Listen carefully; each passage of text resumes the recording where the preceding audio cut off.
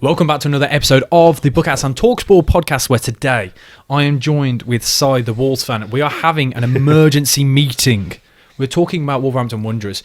A lot of people have asked for Cy's thoughts. Obviously, he got married recently, so he hasn't been on the podcast. So the people have been asking where he's been. He hasn't been avoiding us because of the Wolves. Cy's on today. Well, partly. Yeah, partly, probably. Yeah, just don't tell me that, though, because that'll make me sad. I've missed you.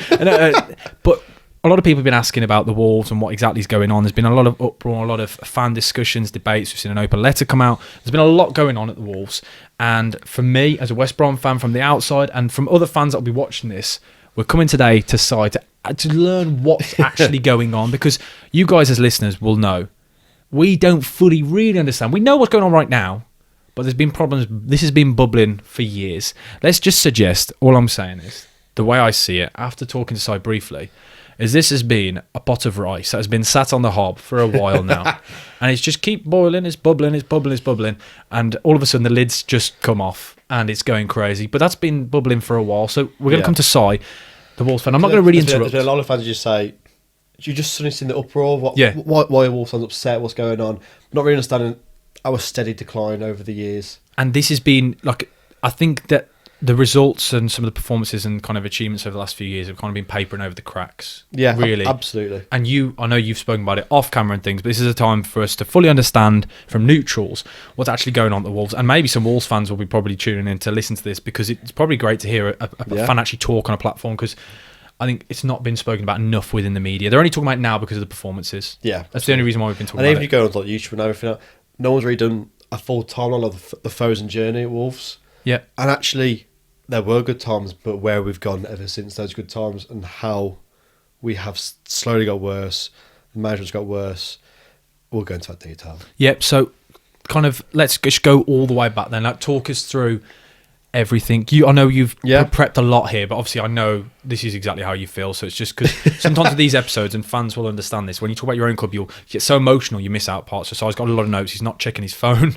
Yeah, so I'm just going to sit back. Watch my phone the whole time. I'm just going to sit back and just kind of just talk us through exactly what's going on. So if we go back to the start, so Fosun bought Wolves July 2016, Championship side recovering from a double relegation.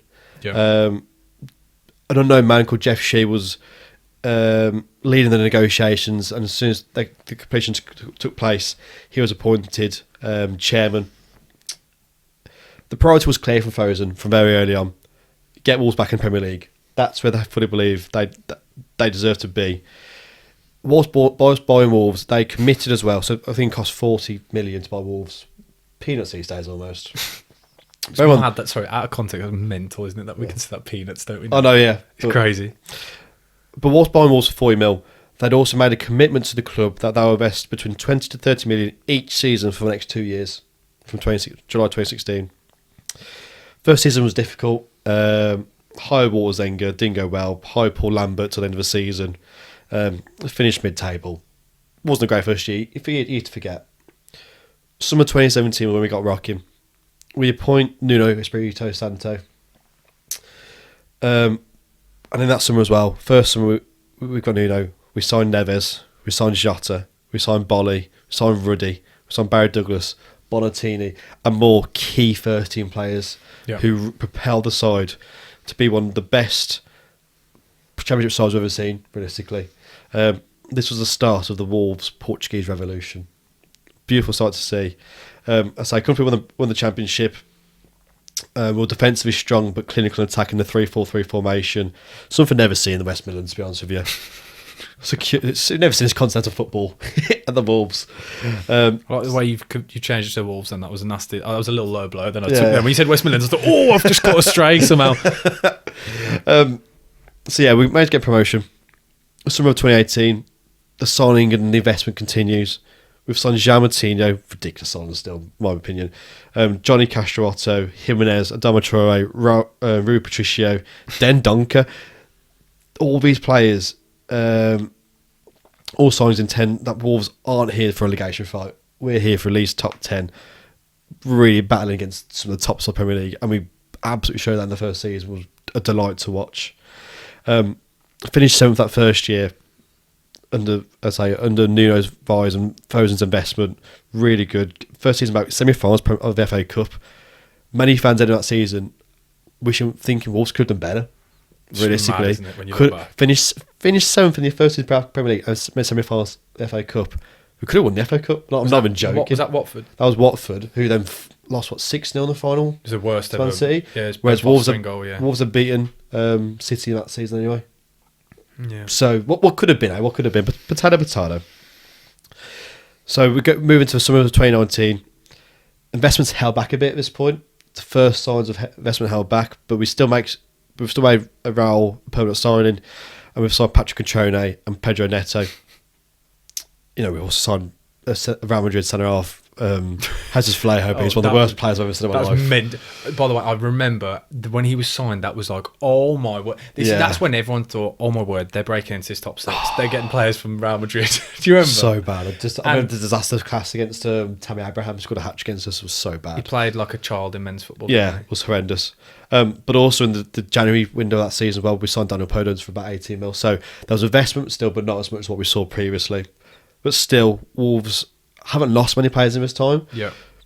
So we finished 7th again that 19-20 season, despite the COVID restrictions. We reached quarterfinals Europa League. The COVID happened such a bad time for the Wolves because Wolves are absolutely flying. We were in such great form. And again, Wolves fans are left thinking, what could have been if COVID hadn't stopped? We could have pushed on more league, Europa League. Who knows what could have happened? Unfortunately, finished in 7th. We didn't qualify for Europe next year because Arsenal finished 8th, but won the FA Cup in Arteta's first season, his only major trophy. At this point, summer 2020, this is where the steady decline begins. Summer of 2020. The previous year's investments and ever increasing wage bill leads to Wolves being sanctioned by UEFA for breaking their fair play regulations for the first time. It's agreed in the 3 financial periods of 2019, 2020 and 2021 they have to have an aggregate break-even point. Bear in mind, 2019 2020 have pretty much already happened by this point. 2021, we have to sell big. Yeah. Our first real time we become this selling club.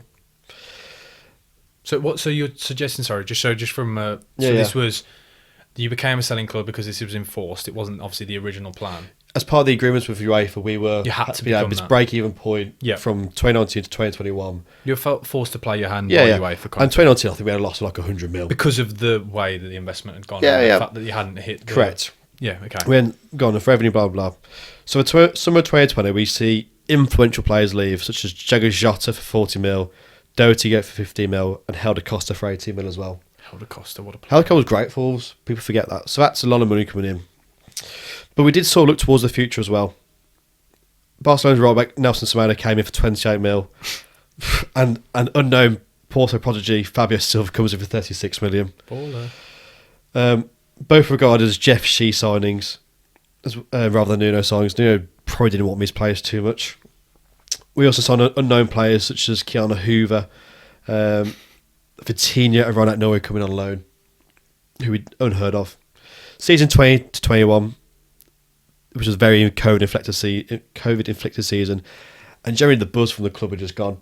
With a horrific head injury to Raul, seems to derail the whole Wolves season, leaving the club with only one striker, an 18-year-old Fabio Silva, who seemed to struggle throughout. Wolves would rarely score a goal in the first half, and heavily relying on being defensively strong. We had this awful record for about 6 months of not scoring in the first half, which just gave the fans a bitter feel. I remember you joke because this is before we started the podcast. Yeah. And this is, I remember, pub talk. I remember this is where the idea of the podcast came from. I remember when we would have these discussion debates. I remember not realising the thing about the first half until you made me aware of it. Exactly, and it was a bit of a meme for some places as well. Still, we managed to finish the season's 13th, but with Nuno leaving as a modern day great, mutually agreeing to part ways due to disagreements with the board over signings and backings in the transfer market. The squad is incredibly small. We've used about 21 players per season for 3 years. That was a big thing with Nuno, wasn't it? Yeah, never got players injured, but that season was players got injured for the first time. Johnny Otto had a long-term injury. Raul did. Other players had little news. Willy Bolly was in at the side. Romain Saïs was constantly centre back or centre mid because of different changes. Just filling in, wasn't he, everywhere, yeah. So it was a real struggle. After years being, mentioned that. the players we signed generally in the summer of 2020 failed to impress compared to the predecessors as well. Semedo didn't step up to where Doherty was at in that season. As I mentioned, Fabio Silva just a lot of nothing. Previous signs as well, Patrick Cuccione was a flop. So we're not, for a good few transfer windows, we've failed, you could argue. Summer of 2021, Wolves appoint Bruno Lage, previous Benfica manager but with little experience. Most positively spoken about regarding his attacking style of play, whilst bringing youth players such as João Felix of Benfica, before his mega move to Atletico Madrid. The summer window sees Wolves sign Jose Sarr for 8 million and Ryan Nero for 10 million, but with a 50% sell-on on any profits made in the future. Yeah, I remember, yeah. Trincao and Hwang Hee-chan were also brought in on loan. Wolves' decision to turn down Vitinha from a loan move to a permanent is seen as one of the worst decisions we've ever seen. And I think we can understand where Vitinha is right now, But how much of a bad decision that was. But at the time... He wasn't great for Wolves, but you could see the potential. So you could so there was something. And we had an ageing João Moutinho, who's probably 36 by this point, 35, 36. Vitinha was a clear hair. We could have signed Vitinha for £16 million. That was worth a punt. Unfortunately, because we are just not spending... So we signed Jose Sarr for 8 and right now for 10. That was all money we spent that summer. That was it. So do you think in another world that there was a chance, because I always think there's a lot of what ifs. You see it with clubs all the time. Was it actually at the time? Was there actually a few people that were disappointed that you didn't sign in? 100% without question. Okay, without question. I never know because again from the outside you don't know because he wasn't rubbish. He was never given the chance either. But when he did play, you could see a skillful player. Yeah, I get you. Who would fit the Premier League as well. So we turn out a chance, but we also sell. We also sell a number 1 or number 11 as he was in the squad, Rui Patricio for 12 mil. That really used to throw me off. And also Rafa Mir, who didn't really pay for us much. We signed on very little and sold for 14 mil. So a bit of money's coming back in. Where did he play again? Rafa Mir as a striker. Was he the striker you signed from Spain? Yeah. So we signed for Spain, played 2 games for us. Went on loan to several teams in Spain, did really well with one of the relegated sides. And then Valencia signed, I think it was. For I was going to say, when you said that, I was thinking that rings a bell. But overall, no investments are made, and they're trying to balance the books. As the Fosun Group, at this very point, announced they want Wolves to be a self-sustainable club. This is a catalyst, really. It's the turning point. No investment is going to be made from the owners. The plan is to sell big players to fund and maintain financial statements going forwards. Raul managed to recover from his head injury, but he's never the same player for Wolves at all. This left the strikers goal shy. And after an impressive start for Hwang, his goals also soon dry up. Mm-hmm. I put my tongue back in. Sorry, guys. That's right. An inconsistent season. Wolves finished 10th, but only averaged scoring 1 goal a game. 38 goals scored that season. It's mad when you think you finished 10th. By the way. Yeah. Adama Traore bizarrely gets a mid-season move to Barcelona on loan. That made no sense to me still, and never does. Yeah. They saw something, didn't they? Yeah, but so that season's quickly forgotten about. Yep. It was really boring to watch us that season. No investment made. Not much to talk about, not much to scream about. But again, that's where, to an outsider, you see the 10th finish. You don't think much about it? You see you're not conceding goals, so you just think that's the way you're playing. Yeah. But it's not, again, you don't think of it as the way you're being forced to play. Correct. Okay. Summer 22. Wolves' old friend, Uncle George Mendes, is involved, signing high-profile players who simply never want to be at the club. Yeah. Mateus Nunes, 46 mil. Guedes, 27 mil. Nathan Collins for 20 mil. And finally striker Sasha Klajdzic for £18 million. Hindsight is a beautiful but tough thing. Many of these signings didn't live up to the bill. Nunes tried his best not to join the club in the first place until money talked. Guedes was the same. Collins, recently relegated, inexperienced and raw, needed a leader next to him who we couldn't provide. While Sasha lasted one half of football before a season-ending ACL, the second of his injury-hit career already. This summer, the outgoings were vast. Big money for Morgan Gibbs-White for us, 42.5 mil, up for newly promoted Cy Forest. Den Donker leaves for 12 million. Starting centre-backs, Seiss not offered a new deal and leaves to Besiktas. Other starting centre-half, Willy Bolly, goes to Nottingham Forest himself. And our last starting centre-half... He walked out as well, didn't he? He did. That was toxic. He was done. He was done. And our last time centre half being Connor Cody, Captain Connor Cody, leaves on loan to Everton. All three, and also John Ruddy leaves the club on a free as well. All four of his players are massive players in our squad beforehand and speak negatively of the side of how they left, and especially of Jeff Sheehan, the board. So this is our first captain to leave in a succession of windows as well. So Cody leaves, Neves is now the new captain.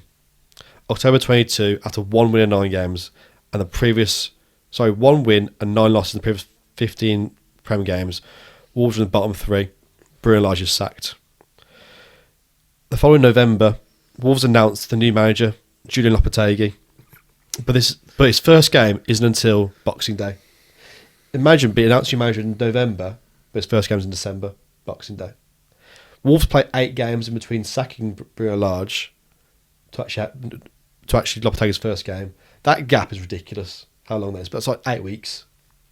There was a Qatar World Cup thrown in there, but it's still bonkers. Absolutely bonkers how long we allow that to happen.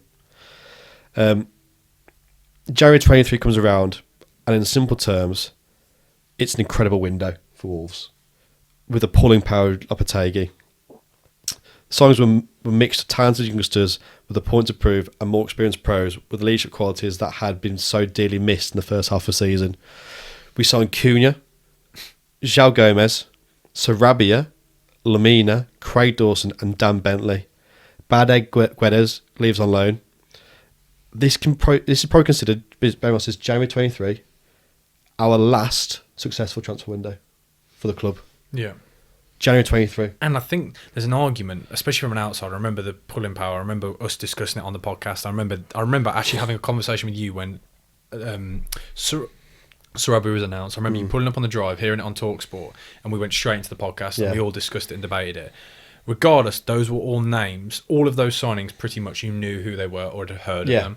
And it was it. And there's an argument, and I remember you saying this, and I remember a lot of people saying this on the podcast. This is not Wolves signings; these are Lopetegui signings because this is the pull of Lopetegui. Absolutely, he's a big name. At that very time, it was a world-class manager. Oh yeah, huge, world-class. I remember thinking, oh no, the Wolves are going to be back into the 7th. I was thinking this is where the charge happens again, because it is that was like because your previous manager, especially from the outside, because I know other fans will agree with this. That was the first name, like the first real name. When he came to the Premier League, it was like, he's gone to the Wolves. It was like, couldn't believe the power. It was like Real Madrid, Spain, like big name. Oh no! But it was ridiculous. I remember thinking, this is mental. And then like all of those signings, as you said, are all names. So it was like I can see why it would be the biggest transfer window. Sorry, carry on. Yeah, but unfortunately, we get to March 23, and Wolves inherit a very unwanted record. None of their strikers have scored a league goal for over 1 calendar year. 365 days.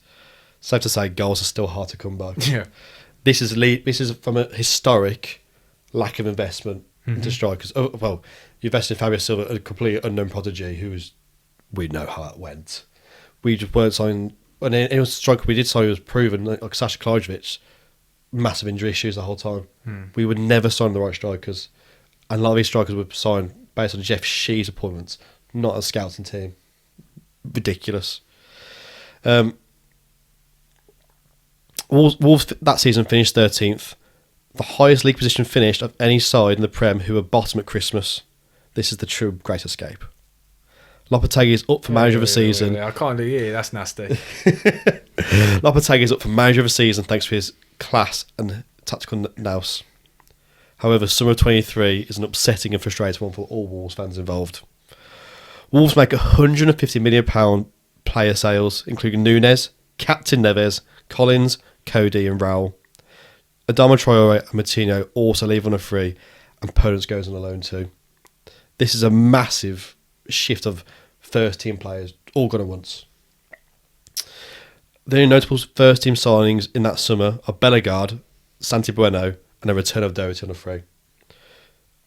We've spent a total of £30 million after selling £150 million of talent. A net negative of 120, yeah. Correct. The frustration of lack of signings and investment gets to Lopetegui, and on either the new Premier League season starting, he walks out the club, citing the squad isn't good enough to stay up. Inexperienced and recently sacked from Bournemouth, Gary O'Neill is become the new manager of Wolverhampton Wanderers. Just from an outsider, I remember the Lopetegui thing. I remember not being spoken about that much. Just from an outsider, I don't know whether you agree with this.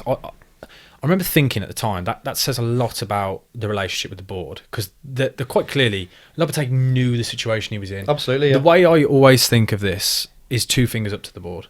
To leave the day before, because I think it's such a bad look for a manager. But he must have been to feel the need that's the best thing for a situation, to get that far into it, to think, nah, screw him. A lot of Wolves fans are very angry at Lopetegui. I am angry at the board for that situation. We had a world-class manager in our hands who did to go from last place to 13th comfortably, and made our side play great. And we weren't even necessarily scoring goals, but we were great to watch. We were so defensively solid. It felt like I could understand Lopetegui's decision, and I still can. A lot of Wolves fans probably don't agree with there. I understand why he did it. Yeah, because the night before is out of order. Like, I still think that's the poor part. Well, this is also the thing. So he resigned for his job 2 weeks prior to that, but he said, "I will keep the team, get ready in pre-season until you find the manager." And that's not heard about very much. This is public knowledge, but not many people know about it. Never heard that before. So he just said, "If you're not going to invest, I'm leaving. But I will stay here and get the team ready for the season." So he still took the team to Ireland to play Celtic. And didn't know that. He took a game against one of the French sides, I can't remember who it was. Whoever Mandela was playing for at the time. Scored a great goal right north from the corner. He still took the game. Last pre-season game, and then he just left.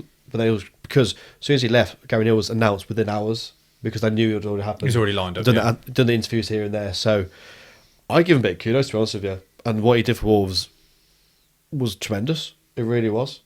So the board really poor there, really poor. For 30 in a row with a new captain. This time it's Max Kilman.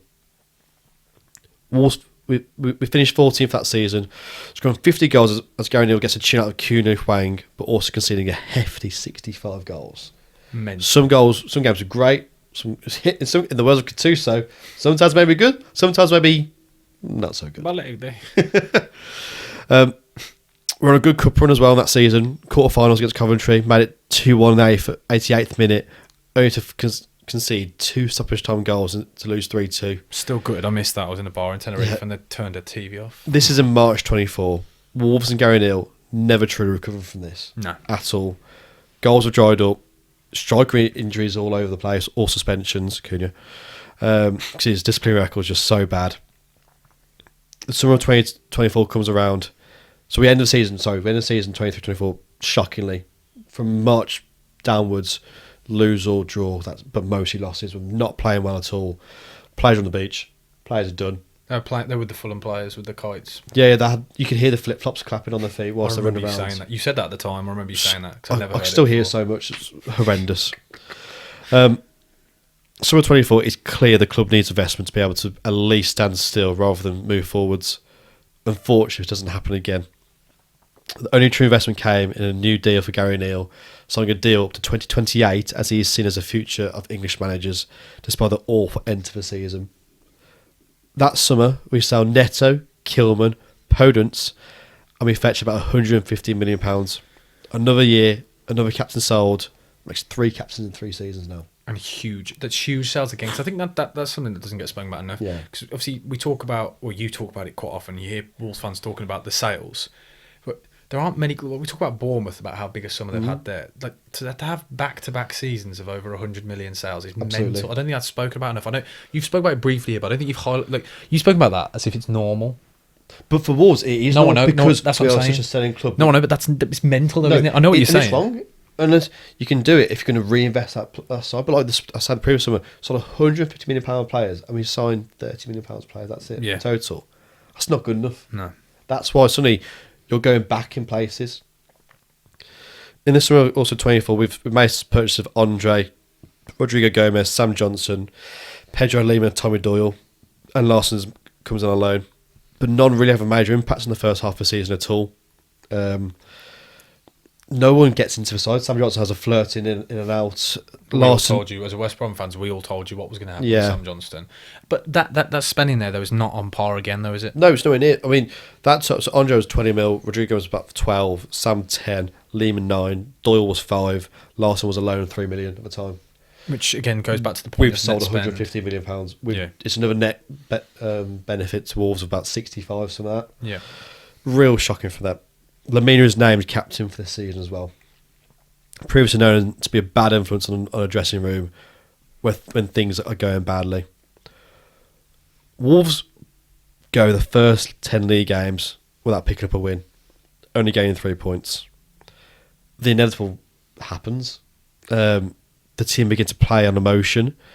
It goes sour. Lamina, Ryan Nori, Cunha all have their own individual moments of pure madness for the club.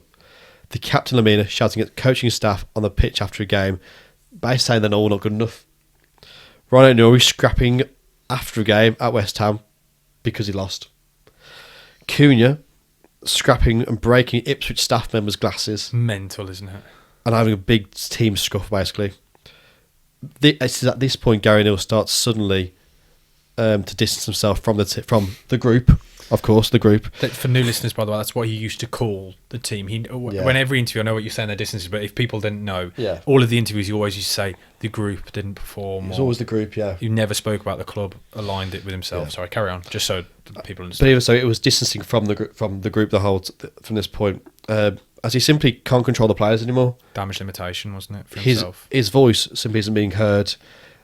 And he was saying, this isn't on me anymore. These players are making these decisions themselves. They're not playing the way I want them to play. They're not doing what I tell them to do. They're reacting off emotion. And it's clear from the first 10 games even, but it takes until mid-December until Gary O'Neill is sacked. Wolves sat in 19th, making football fans wonder why they gave him that mega contract in the summer. We said it, didn't we? Yeah. Wolves struggled to find a new manager with many individuals rejecting the opportunity. Eventually, Wolves turned to Vitor Pereira, relatively unknown, and a manager with a poor history of staying at clubs for a long time. His longest stint was at Chinese club for 3 years. Other than that, he rarely lasts longer than 12 months at any club. It was crazy, wasn't it? I remember the stat. He was considered a hothead at the best of times. Yeah. He's giving an 18-month deal, but allowed to bring in many of his own backroom staff. He employed in total 8 coaches of his choosing at Wolves. That's a mega backroom staff to have. It's huge backing as well. Yeah. Luckily, so he came in December. January came about, transfer window. And again, we've done pretty good transfer business. Not outstanding, but it's okay. We're bringing Agbadu, who's a massive improvement on our defence. And Manetzi, both from Stade Reims, and recalibrating the side to get them playing defensively strong, counter-attacking football. Yep. Something Wolves have been historically is their best and most reliable style of football. Sort of gone back to the Nuno original. Correct. Bad Egg skipper Mario Lamina is quickly whisked away. Another captain gone. Our 5th captain in 4 seasons, Nelson Semedo, is named. Wolves put together an unbelievable 8-game winning streak to climb the table and get out of relegation. There's a clear connection between the gaffer and the fans. First the points, then the pints. Cunha and Larson both enjoyed a successful second half of the season, whilst getting the best out of Aït-Nouri, Gomez, Andre and Sarabia. But these are just paper over cracks. Like in previous seasons, as soon as we confirm safety with games in hand, we end the season poorly, not winning a game since April 26th, 2024. Despite this, the board, not learning from the Gary O'Neill mistakes, they give Pereira a new 3-year deal in September 25. The summer 25 is again another one to forget. A new footballing director is brought in, someone who apparently suits Pereira. Yep. More power Pereira has been given. However, more star players leave the club. Styles of Cunha, Aït-Nouri, Fabio Silva and Guedes fetch around £130 million, but also lose experience and consistent performers in Semedo and Sarabia for free. Another captain gone. Captain leaving on a free is outraged, by the way, when you offer them a contract as well. Yeah. By the way, that for listeners, it wasn't like it wasn't the Wolves' choice. So it's not me trying to hit you while you're down. It's just for context again. He chose to leave, didn't he? Absolutely. He chose to leave, but we offered him a contract too late. We didn't offer him a contract till about May time, I think it was. But I've said something for a 32, I think it was. We offered him a pay increase. He was already the highest paid player at the club, or second. He was offered a pay increase and a 4-year deal at 32. And he still declined it. Which just sums up how... Because he can see where the Wolves are going, basically. It's out in Turkey now, isn't he? You Fenerbahce, I think he went to. That summer, after losing so many players, Wolves signed 6 first-team players, but none of which have any Premier League experience at all. They have little experience, and many of them have little experience just in a top league in Europe, to be honest with you. But still cost somehow 100 million. I still don't really know where we spent that money. Only one of those signings was really impressed in Karachi. The rest of them, Tony Rakadal cost 23 million. Do you know who he is? No. You know, you can go through a lot of his signings. John Arias, 17, 18 mil. Was meant to be great. Was up for the FIFA's best midfielder of the year recently. Done nothing for Wolves. Because of the Club World Cup. Yeah. Don't know who we've actually signed there at all. You know, we've signed wing backs, Treacher and Wolf. Done nothing for the team at all. Fer Lopez, who played 18 games for Celta Vigo, cost 20 mil. Nothing. Awful transfer business. Again, but it's still less than what you spent. Again, correct. No captain is chosen until the eve of the first game of the season, which shows a clear lack of leadership in the squad, but also why wasn't this addressed in the transfer window? Yeah. For the second season in a row, Wolves go first 10 games without winning a league, without a league win. Only 2 points picked up. Pereira is sacked, and the team is cut adrift from the rest of the league. 8 points from safety. Again, why have you given him a contract in September to sack him so soon? But why, when you're looking at the end of the season, saying, look, you've still got another year on your deal. Prove to us you can turn us, get some wins for the league first, and then we'll talk a new contract. But to give him so much power in the summer, bringing so much coaching staff, his own director of football, effectively, who's also now left the club as well since that, mind boggles. The first move since the sacking the board makes to public knowledge is to go after the gaffer that sacked 12 months ago. Gary O'Neill, probably seen as the cheap option. Really, they're probably still paying his contract. Yeah. Unfortunately. But that's mental in itself, because I know obviously people spoke about the pros and cons and what he achieved and what he did, and there was some arguments for some people saying that it could work. But I think it's rather than, like, regardless of whether it could work or not, that debate aside, it's such a bad look, isn't it? Because I know obviously we all had discussions about whether it'd be good, whether it'd achieve anything, but it in no other situation, in no other walk of life, and I know we sometimes apply football and things, and it's not the same. But just from out of context, if you told, so say if I spoke to somebody who doesn't understand football and just said, oh yeah, this club just sat their manager and they've reappointed him in a year's time, they'd be like, what's happened there? It makes no sense from any footballing standpoint. It makes a joke of the club. There's not even water under the bridge at this point, really. It makes your club look like a bit of a farce, doesn't it? It's like, oh, we made a mistake there, but you just make a mistake by getting that mistake back almost. It wasn't working for a reason a year ago. So what makes it? How much has changed in 12 months to make it work now? Yeah, it just seemed desperate. Yeah, and a real lack of thought. That's the right word. Desperation and poor planning. Yeah, the team now looks completely depleted. No identity. Defence looks shot to pieces with a true lack of creativity, leading to a lack of service to a number 9 who needs service to score goals. Yeah. The years of lack of investment, happy to sell our best players, and hoping to sign youth players who don't fulfil potential, appears to have finally run its luck dry. All whilst ticket prices have skyrocketed, multiple directors of football have come and gone, as well as managers. Every manager employed by Fosun have mentioned they need more investment, they need more backing, and have fallen out with a hierarchy by the end. So that's the big thing, isn't it? Whenever a manager leaves the Wolves currently, they've gone out kicking and screaming.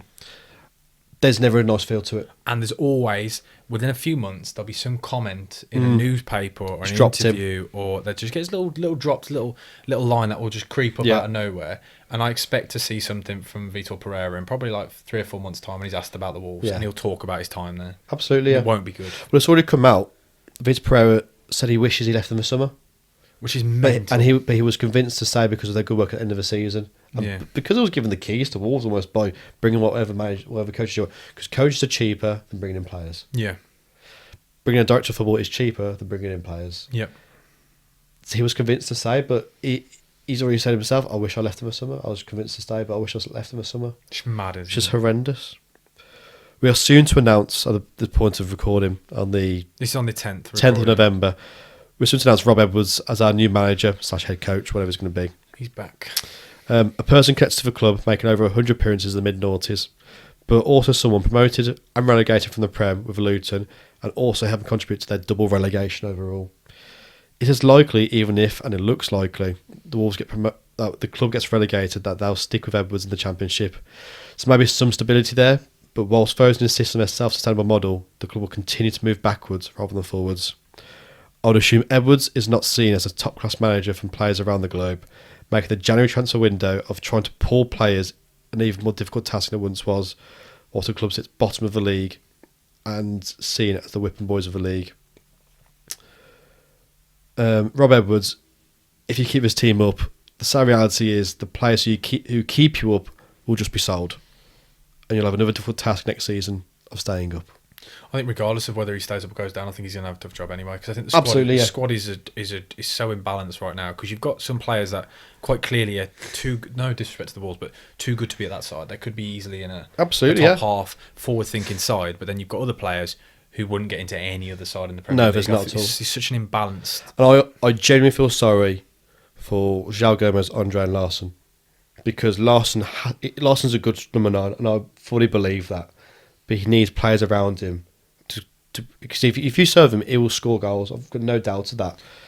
And then João Gomez and Andre, they're defensive players. Yeah. But when you're constantly under the cosh, you break. And when you've got defenders as poor as we had this season, they've been made to look fools, and for no fault of their own. But also the manager dropping them, trying to find things that work, because he just has lost the plot. The Wolves' regression, I say, has been going since summer of 2020, realistically. Or summer of 21 when the self-sustainable model was coming about. We've gone from 13th to 14th, back to 13th to 16th, to now really bottom. But for 3 Christmases of that period, we've been bottom. This was always going to happen at some stage. This year. You say this all the time. You flirt too long. Yeah. There's no way you can just keep. There's a trapdoor at some stage. You can't keep dangling the carrot. You're eventually. But this season, the summer was so obvious. We needed investment, and Wolves fans put on a lot of brave faces. Let's be honest.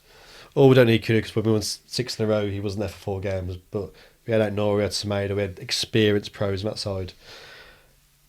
Agbedu was playing great, to be honest with the time. Now he's Agbedu. Yeah. So, it's a real sorry state of affairs at Wolves right now. For the first, when we played Chelsea in the cup. In the cup. In the cup a few weeks ago. When they put out their kids, didn't they? Put their kids, and they were 3-0 at half time. It was a cold day. It was midweek. It was the first one I said to my old man, who we would go to Wolves with, "Do you want to go? Because I don't want to be here. Like, this is rubbish to watch." And we were horrendous that game. But that was a theme of so many games this season as well. Like, it'd been building up how bad we were. Nothing was changing. Consistency wise, we were awful, but no press, no attacking flows. We're defensively awful. I've never said to my old man, should we leave a game early? We always say to the end, we've been going for 15 years. So I've never left a game early either. I tried. Yeah. I've same as you, there's been moments where you think about it. And I was like, half time I was like, do you want to stay? Because we're getting battered. This isn't fun at all. Luckily, we stayed. I mean, we stayed to the end because we finished 4-2, didn't it? But we had a little fight back. But went 3-2, didn't it? Went 3-2, but then Gittins did what he did, didn't he? Get 4-2. But it was just rubbish from us, and I've never felt like that as a fan to leave a game early. Disjointed, isn't it? And it's toxic in the club. All fans are just fed up with Foden now. I think that's why just from an outsider, why probably Vitor Pereira it seemed so good, because it's probably the first time you had a connection with a manager in a long time. So you probably latched onto that a little bit more than you normally would. Yeah, which is why it seems so positive. It seemed like a working man, and like sort of that relates to the Wolves community a lot. Yeah, working people, and it's frustrating with Foden because the first 3-4 years were great. They were really, and we can't forget that. It's just difficult to remember that, isn't it? Sometimes. Past 4 or 5 years. There's been the more club's being depleting steadily, getting worse. Losses get heavier. Wins full of relief rather than enjoying the moment. And every time we finish bottom and don't finish relegation, it's paper cracks. Yeah. Absolutely. We're never resolving the issue. Definitely. Never. The transfer policy. What transfer policy do we have? Okay, you saying that about transfer policy, before we finish up then, who are the players that you think right now in the Wolves squad that are good enough to be a Premier League players then? Because I know you mentioned about there aren't many that are good enough. Well, Larson, Andre and João Gomez are definitely Premier League quality, without question. Then you look past there, I mean, Sar's played a lot of games in the Premier League, but he's really declined this year, last year. He's lost his players for a reason. So he wouldn't get into any Premier League side right now, for example. Honestly, past that, like no one's a dead cert to be Premier League players. Which Agbadu last season definitely was. He was one of the best defenders in the league last year. Second half, I'm not even joking. It was unbelievable for Wolves. This year's been horrendous. So you can't include him now. Krejci's probably a Premier League player. Krejci's a good player. Centre half or centre mid, workhorse, reads the game really well. He had a really unfortunate own goal a few weeks ago. But Sunderland. But he's been a bright spot for the side. But after some players like If, maybe Mayor, but not many are standout candidates to be Premier League players right now. Transfer window in the future, we're desperate for wingers who are good and are good at taking players on, putting crosses in, supplying Larson. If you supply Larson, he will score goals. I've no doubt that at all. We've said it for over a year, haven't we? Yeah. There's a reason why Newcastle came knocking on the door. Yeah. We saw second half last year, he was given chances and goals, and he scored goals before. He got 14 goals first season Premier League. That's really unheard of these days. But don't you think that's damning? Sorry, back to the point. I know what you're saying on but the fact there's 3 players. No, I completely agree with you. That sums up how bad the transfer policy must be then at the Wolves. Because we can't send our best players all the time, and the replacements are just not there. You can't. We've said it before. You can't keep replacing one star with 6 maybes. Yeah, like most recent example I can think of. We sold Neto, not this summer, last summer, didn't we, for 60 mil, and we buy Rodrigo Gomez as a replacement from Estrel, I think it is in Portugal, for about 15 mil. Rodrigo Gomez has potential to become a good player, but he's signed at 20 and just not on that level. He can take 1 or 2 years, like Neto did when Neto came in. It took 2 years before he got in the first team properly. Rodrigo Gomez is sort of in and out of the side this year, and he could become a really good player, but right now it's not his moment right now. Which I think that is a perfect summary of what's going on. It's too much. You can't keep signing players for the future when it's not working now. Because by all means, that model works if you can sustain the Premier League. Like Brighton do. Brighton do it fantastically, don't they? Brighton do it differently, don't they? But we saw it with Southampton a few years ago, who were selling continuously. Leicester did it, and eventually it's a trapdoor. Yeah, Leicester and Southampton. I think Southampton's the perfect example of it, isn't it? Yeah, but it's the way Wolves generally had such a great side, and we could have pushed Europe. We could have been top 10 for years, and we were just allowed to let the best players go in drips and drabs. I mean, not in drips and drabs. Some winners, a complete whitewash of first-team players just leaving. I think of someone, let's say Neves, Nunes, Moutinho, Raul, Adama, Podence. So many players all went in one window. Even the one that went, the back 3 all went at the same time. It's crazy. The mind boggles how that's allowed to happen. So I really hold off being negative against ownership a lot of the time. But this now it's so clear over years they're the issue. And I hate saying foes now, whatever, but it's difficult to get an ownership out. Yeah. I've literally and it's never overnight sort of job. But when you think they bought for 40 million and the club's now worth 400 million, and they turned down an offer the other day, granted from not a great individual, but an offer was there, and they were like, no, we still want to be here. Well, you're about to devalue the club by going back to the Championship. What do you expect the club's going to happen now? Unless they restart the cogs of what they did almost 10 years ago. But is that possible anymore? Probably not. They've not shown signs that they would do that. No. Yeah. No inkling of that at all. So, from a Wolves perspective, it's just an absolute S show, to be honest with you. This season's going to be long, tough, and not very enjoyable. It's quite sad, really, isn't it? To think where we were once. Sound like we won stuff, didn't we? But just the enjoyment of what was going on. No, but football fans of anyone outside the Big Six will completely understand and relate to exactly what you mean there, because it's not all about winning things when you're in our level. The clubs like we support. I've probably seen my side most in the Championship in my life. To see, literally being European powers like Olympiacos, really battling them, being fantastic. I remember the game against Espanyol when Jota came out at half-time, got a hat-trick, and Neves' volley from outside the box. Brilliant football, just so entertaining. Knowing that teams hate playing us and playing the defensive block and being able to counter and steal 1-0. Beautiful. So much fun in watching us defend. I can't think of many times I've enjoyed watching our teams defend and being confident we can go any moment. We get it on the counter here. So excited in that sense. And now I have no idea how we score goals. This season we have scored the least goals in the league and conceded the most. Which is, now that's a recipe for disaster. I was going to say, it's an obvious thing. There's something wrong.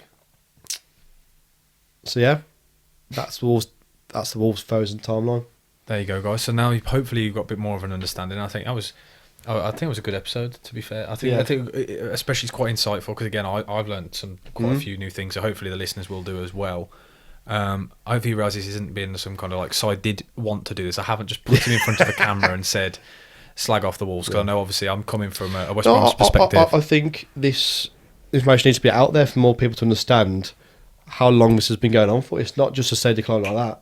This has been going on for years. Understand why the Wolves fans are as angry as they are.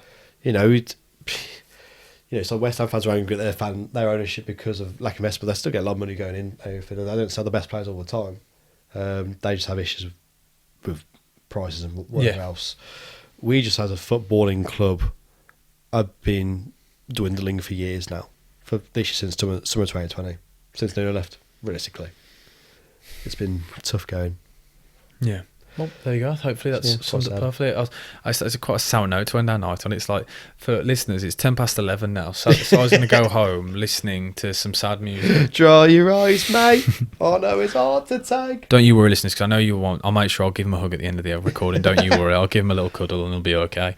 But thank you guys for listening. Please give us a 5-star review. And if you are new and you are a Wolves fan, or if you're watching this on YouTube, because it'll also be out on YouTube, please like, comment and subscribe. And if you want to see Sion again, we can probably come back to this because it'll be interesting.